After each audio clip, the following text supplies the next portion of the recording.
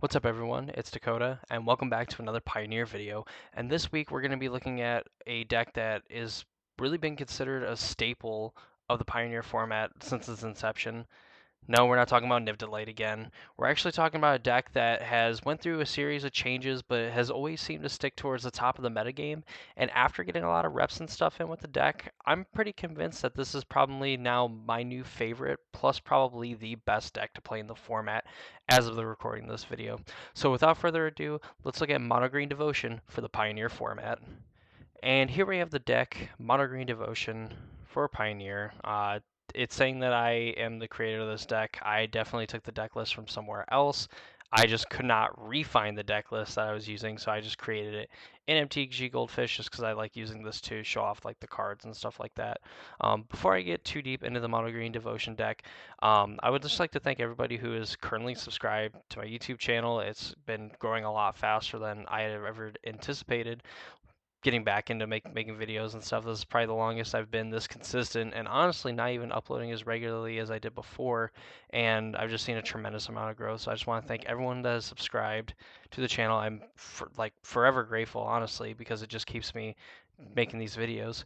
So if you do get some enjoyment out of this, you think they're informational, fun, or whatever it is, you just like having something playing in the background, please be sure to subscribe to the channel and ring the notification bell so you know when I post videos. Trying to get up to 4 to 5 videos a week, but currently staying steady at about 3 to 4. So that's always exciting. Anyway, let's get into the deck. So Mono Green Devotion, for those that might not be familiar or maybe don't get to play too much of the format, it's called Mono Green Devotion because it plays a lot of permanents that just have green mana symbols in it, and it gets to use the card Nykthos Shrine to Nyx as a way just to generate tons of mana. So with Nykthos, you pay 2 and tap it, you choose a color, you add an amount of mana to your mana pool equal to your devotion to that color, which is the green mana symbols. So you have cards like Oath of Nissa and your Dorks and Llanowar Elves and Elvish Mystic. The 2 creatures obviously tapping for green mana and giving you a devotion to green. Oath of Nissa, letting you dig for a creature, planeswalker, or land, put it into your hand, and then put the rest on the bottom in any order. Drawing multiple copies of these is fine because, well, being able to just dig 3 cards deeper and basically hit like all of your deck minus like Storm the Festival and like Wolfwillow Haven is perfect. This lets you get a little bit of card selection. You get to look at 3 cards. It's kind of like the ponder of the format, if you're asking me personally. Um, in the 2-drop slot, there's some lists that are playing like 2 Caryatid. I like this playing 1 because it gets to play a really sweet Planeswalker that I'm definitely waiting till the end to show off. Sylvan Caryatid, a hexproof 0/3, as 1 mana of any color to your mana pool. Not too relevant, the fact that it adds a mana of any color, but it gives you that important devotion to green, and having 3 toughness does block a lot of 1 and 2 power creatures effectively, and kind of hard to remove with an attack that doesn't necessarily kill the Caryatid and then using a spell to get rid of it. Um, Going up higher on the mana curve here for the creatures, we have Old Growth Troll, which adds 3 devotion. And being a 4/4 trampler for 3 is very efficient and very good. And, if it just dies in combat, if your opponent has a bigger creature, or they use like a combat plus like a removal spell, things like that, or even just straight up removal spell, you can enchant a land, or you enchant a forest that you control, and it taps to add 2 green, and you can pay 1 and sacrifice the enchanted land to make a 4/4 green Troll Warrior token with Trample. Comes into play tapped. But while this card is an aura that is attached to that forest that's allowing it to tap for 2 green, it's still giving you the triple green devotion. So if Olgo Troll lives or dies, without using the Flip Saga from the newest set, the Kamigawa set, that exiles creatures whenever they are dealt damage if they would die. This card usually just gets to like ramp you in an actual way where it just lets your land tap for 2 green, and in another way when you have like Nykthos and stuff that you still get to keep your devotion to green. A one of Plugurnos, which has been really sweet. This is the art from like the dual deck and stuff, but a 4 mana 5/5 is efficient on rate, and then like the monstrosity ability, you do just make tons of mana out of nowhere. So putting like 7 counters on this thing and then killing all your opponent's creatures and getting in for 12, 13 plus damage, is a good way to end the game. That ends the game very quickly, if not just on the spot. Topping out like Cavalier Thorns, that all important triple green to your devotion. 5/6 lets you look at 5 cards and you put a land from among them onto the battlefield. You put the rest in your graveyard, which can be pretty important with cards like Storm the Festival, because if you miss and mill these, you can flash it back for 10 mana, which is also really good and pretty easy for this deck to cast, honestly.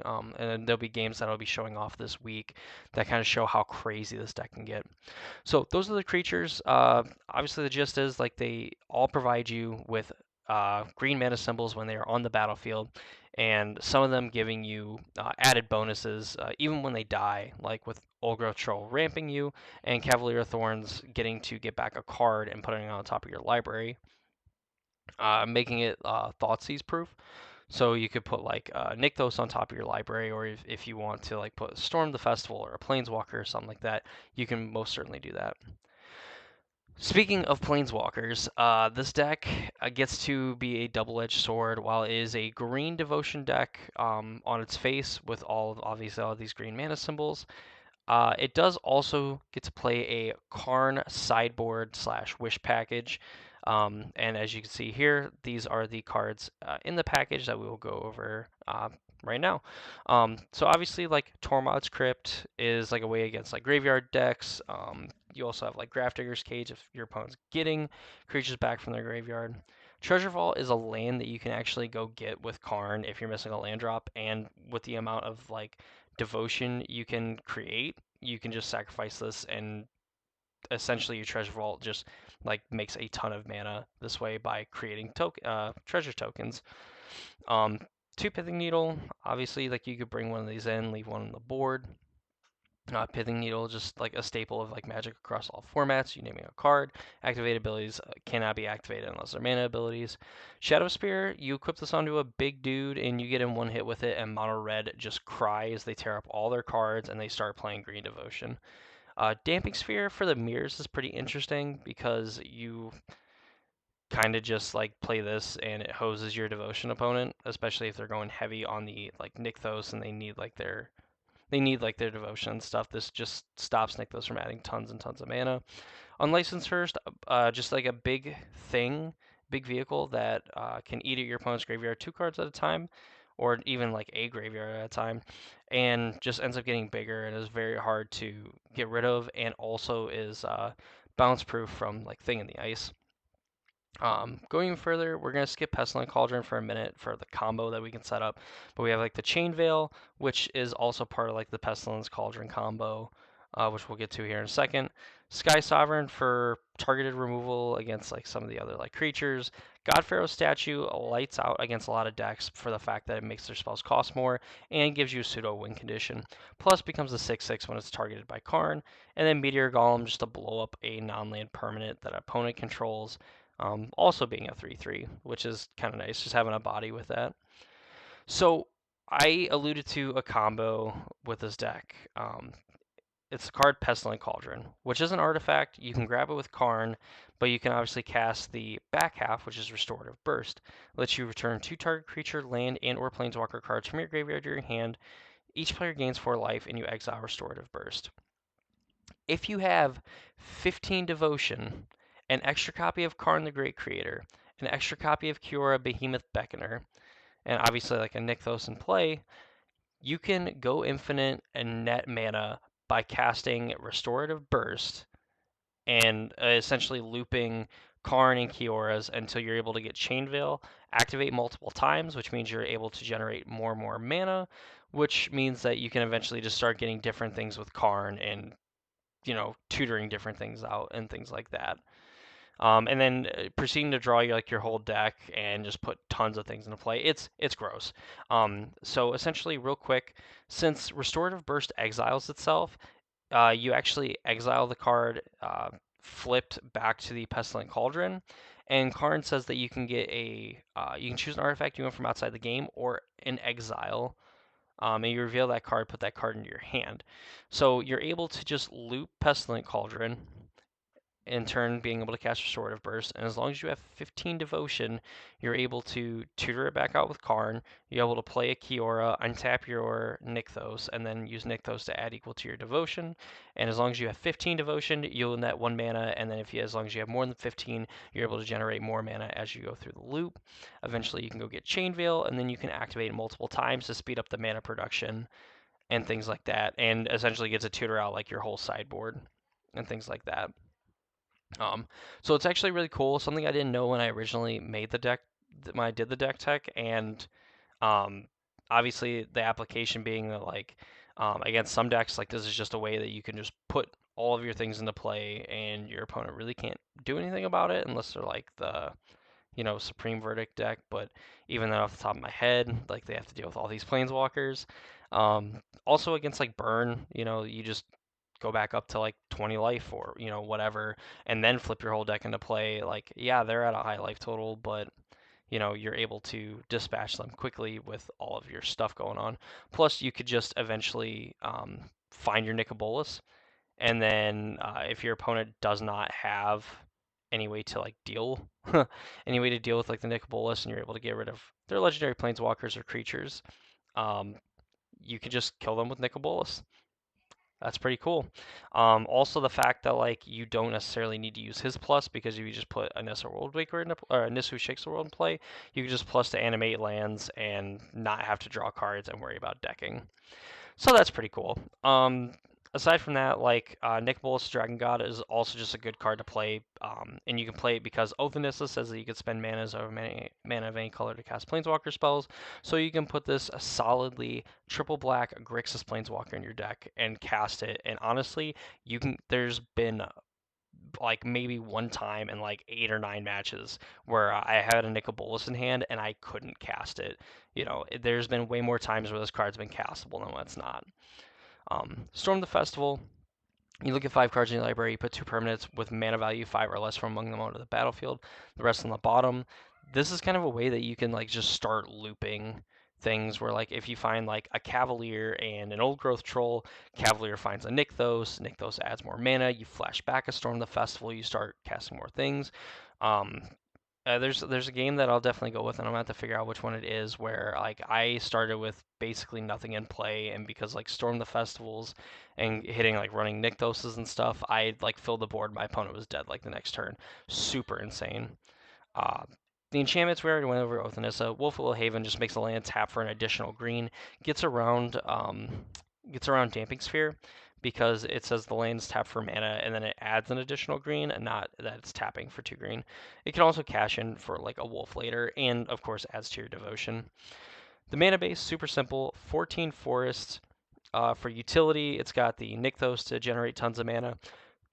2 Lair of the Hydra, which can obviously get super big, depending on how high your devotion is, and the fact that this deck just hits their land drops and plays a ton of dorks means that this can get big really quick and put your opponent into the abyss, or just take out chunks of their life total. And then I one of Boseiju, who endures, to get rid of some of these other cards that maybe your opponent brings in, maybe getting rid of like an opposing God Pharaoh's Gift, like in the mirror, or any other like weird Karn decks. Plus, just like blowing up like Nykthoses and other like utility lands and stuff can go a long way.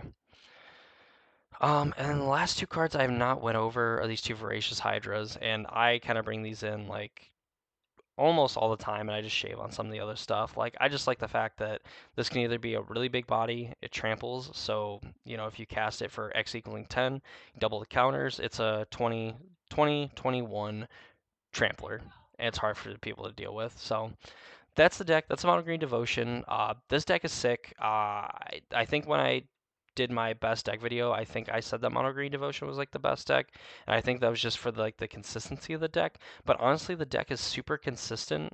At least the game, the matches that I played, 9 matches that I got to play with this version of the deck, super consistent. Even with like this Grixis Planeswalker hanging out, and just so explosive and powerful. Like so many games where like on turn 4 or turn 5, you just have a battlefield full of devotion, and at any moment, like even if your opponent like deals with like 1 or 2 of them, you still have enough devotion to where you could just start looping your restorative bursts and making even more mana and flipping more permanents into play and telling your opponent deal with this while they're not very realistically able to keep up. So this deck is sweet. Go ahead, check it out, play it. I highly recommend it. I think it's the best deck in Pioneer. So definitely if you're trying to win, get the reps in and play with this deck as much as you can.